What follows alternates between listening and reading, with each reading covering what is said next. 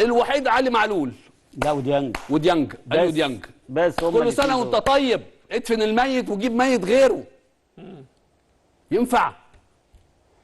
ما انت عارف اللي لافت. وبعدين ايه؟ ده انت الطب. ده غير كده يا كابتن، ده انت الطب في المنطقه العربيه والافريقيه كلها يا كابتن. غير كده في نقطه كمان مهمه قوي. كابتن محمود الخطيب رئيس النادي الاهلي احسن من لمس الكوره في مصر.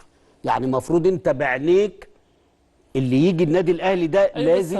بس انا يعني مش معاكم في جزئيه يا كابتن رضا اللي كابتن هي مصطفى ان انتوا بصيتوا لي كده اللي هي ايه ان الصفقات عموما. انا جايب مصطفى يونس، ومصطفى يونس الارقام بتقول ان هو لعيب كويس. طب ما تجيب لي الارقام. طب الارقام ما قالكش لا هات الفيديوهات ان الراجل ده لا هات مصاب الفيديوهات على طول. لا استنى بس هات الفيديوهات. كابتن رضا كابتن مصطفى، هو انت مثلا سافيو ده استنى بس. لا اكمل اللي انا بقوله. لا انا فاهم.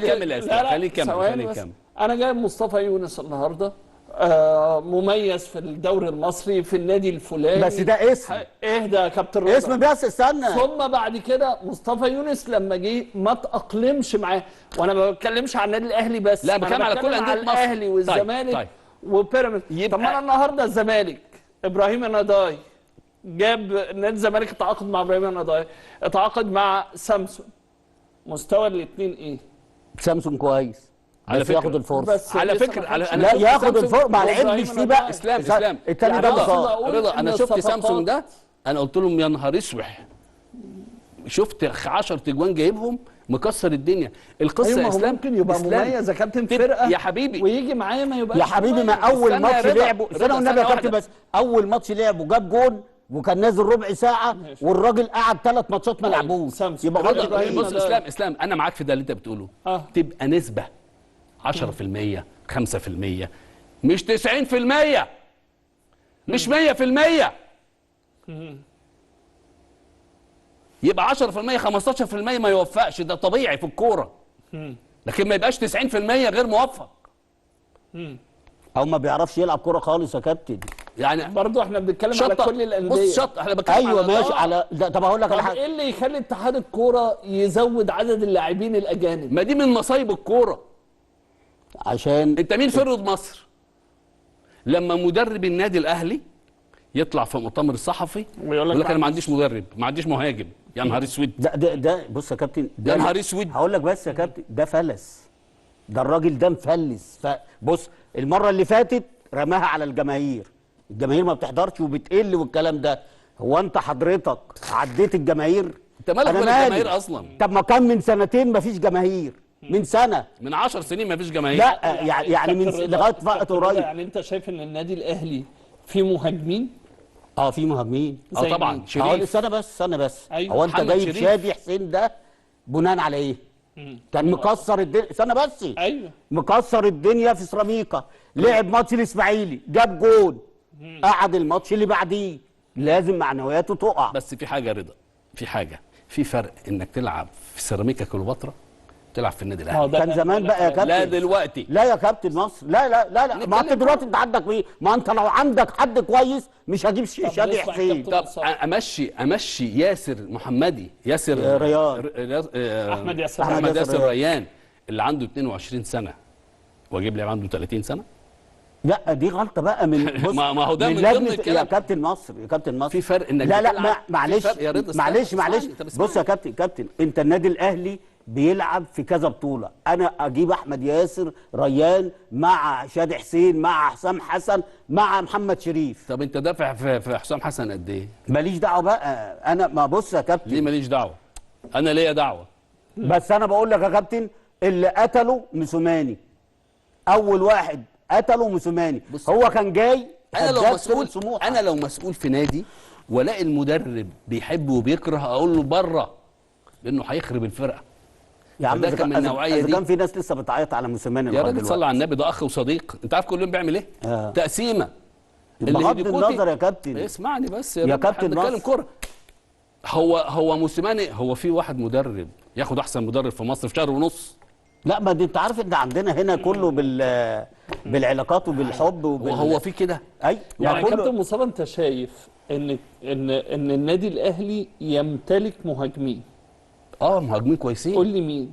شريف جاي مكسر الدنيا، وشادي دلوقتي حسام مكسر الدنيا، وشادي دلوقتي بيتكلم على ان واحمد ياسر بقى ما كانش مشي. كابتن انت عارف عشان يمشي كنت جبت ايبوكا.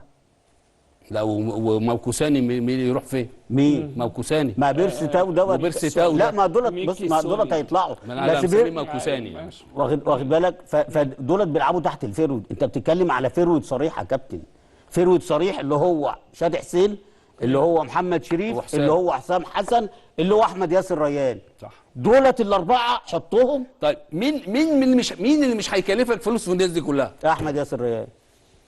طيب ماشي، بس هو الراجل اتكلم امبارح يا كابتن مصطفى ان شادي حسين جات له فرص كتير. فين ده؟